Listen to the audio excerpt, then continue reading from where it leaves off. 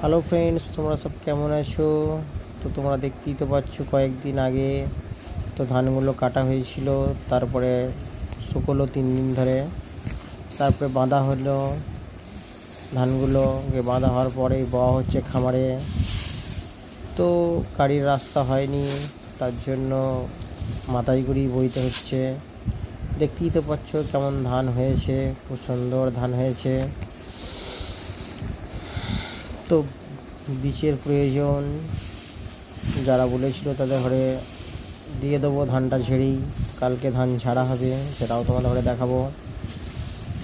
তো দেখতেই তো পাচ্ছ আমার ম্যানেজার সাহেব ধান বইছে, কত সুন্দর কালার হয়েছে ধানটার।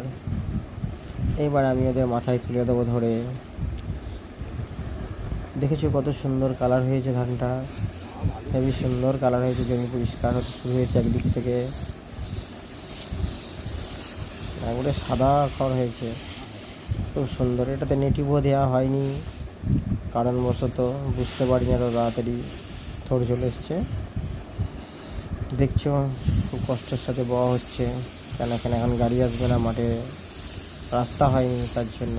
আর এই পাশে দেখতে পাচ্ছ এগুলো লাল স্বর্ণ, এগুলো এখন ফোলাচ্ছে, সিঁড়ি ছুলছে।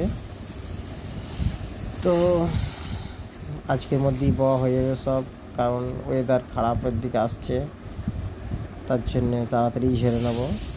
তো কালকে, আজকে বয়ে রাখা হচ্ছে, তো কালকে ঝেড়ে নেবো।